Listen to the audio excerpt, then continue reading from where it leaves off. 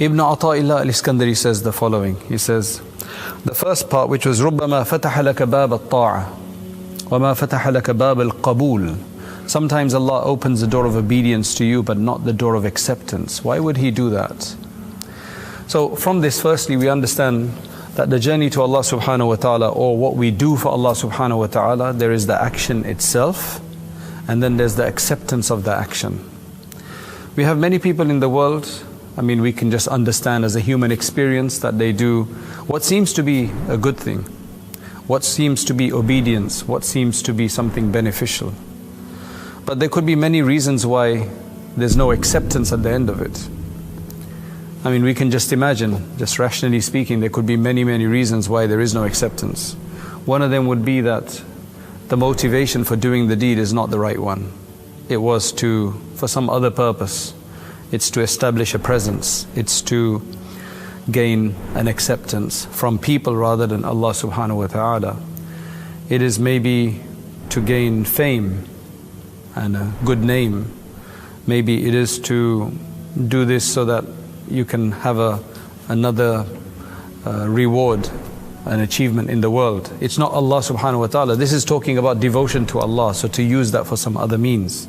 So maybe that's what it is. You will do the ibadah, you'll do the worship. You'll do the fasting in Ramadan. For example, you may even do i'tikaf, you may even go for hajj. But the qubul isn't there. For what reason? Why isn't the qubul there? So one of the reasons we've already discussed. Ibn Ajibah, he discusses it. He says, because what's very clear is that we know from hadith, the basics, we know the hadith that Allah subhanahu wa ta'ala does not look at your deeds. He looks at your heart, your motivation, your intention. He doesn't look at your deed. So then why do we go on about deeds so much?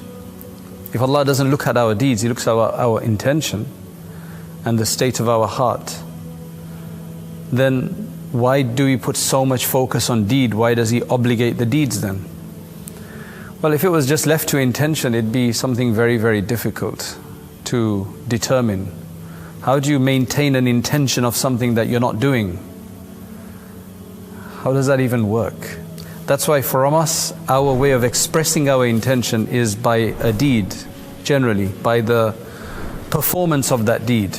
But that's not enough.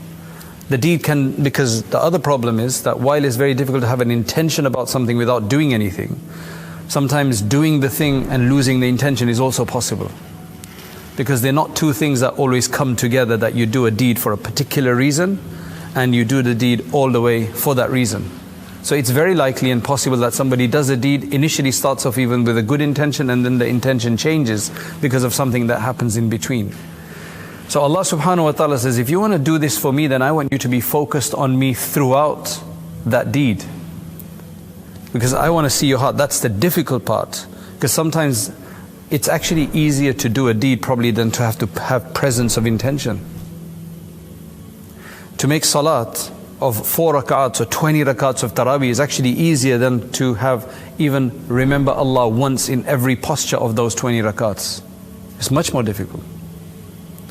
To probably sit there and concentrate on Allah subhanahu wa ta'ala for the hour it will take for us to do salatul tarawih. For us to just sit and concentrate and think of nothing but Allah is probably more difficult for most people than to do the deed. But then the deed is what helps us focus, because then we're actually showing something tangible and we're adding the intention to it.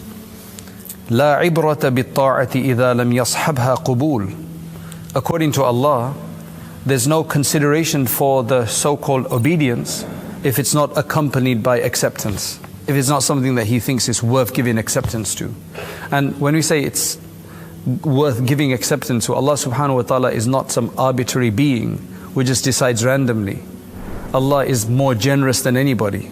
So if you expect from the most generous person to give us the benefit of the doubt, and on the flimsiest, smallest excuse to give us more rather than restrict, it's not about a council benefit officer trying to be as stingy as possible in trying to give benefits to somebody. It's more about the one who wants to give, the one who loves to give, and the one who has abundance enough to give. So Allah just wants the excuse. Likewise, let's understand that with a bit more of an effective example. What's the point of making so much dua when you get nothing at the end of it? What's the point of pleading to somebody when you know you're not going to get much out of it? Meaning, all that pleading goes to waste. So, why? It's because the obedience, the devotion we're showing, is actually for the purpose of gaining a love for Allah subhanahu wa ta'ala, for the one that we're obedient to, which is Allah subhanahu wa ta'ala. That's the idea. Why would you be obedient to anyone? Either out of fright or of love. Allah wants us to be obedient to Him out of love for Him. So if we don't get Allah, the object of our love, then it becomes a bit of a failed exercise. So what we want is we do worship and devotion to Allah subhanahu wa ta'ala so that He opens up the doors to Him, so that we can get closer to Him, we can gain His love, and we can love Him more and He can love us. And any veil from our heart which is preventing us from loving Allah subhanahu wa ta'ala is lifted. That's generally why we're supposed to do this. Then we want Allah subhanahu wa ta'ala to grant us a special place among those who are closest to Him and say that we are His awliya. We're the ones that Allah subhanahu wa ta'ala now is going to have special attention upon. So now this is really interesting. Why would Allah subhanahu wa ta'ala open up the doors of deeds for you? Some people do lots of deeds, but then there's no qubuliyah at the end of it. He makes it seem like we're at His service. There's khidmah going on. There's some service taking place of Allah subhanahu wa ta'ala. But the acceptance isn't there. So then we don't actually get the fruits of it.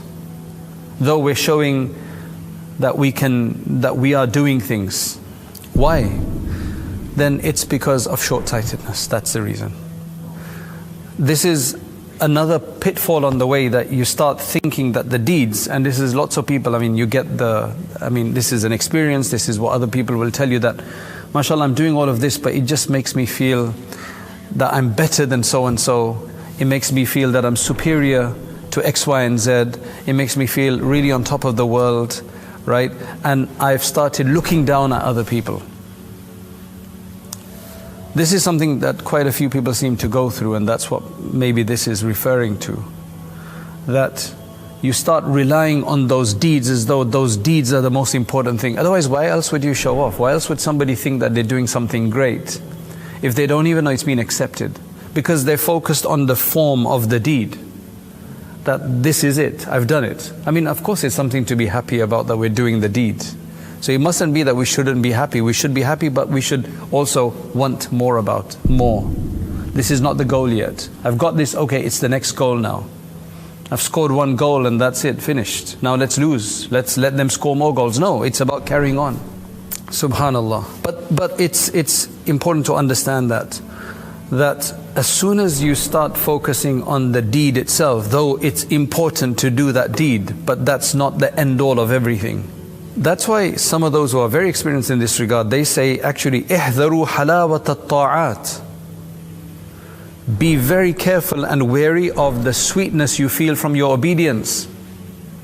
And subhanAllah, there's a lot of people, they say, I don't feel any sweetness in my obedience. Am I doing it right? Should I be doing it or not?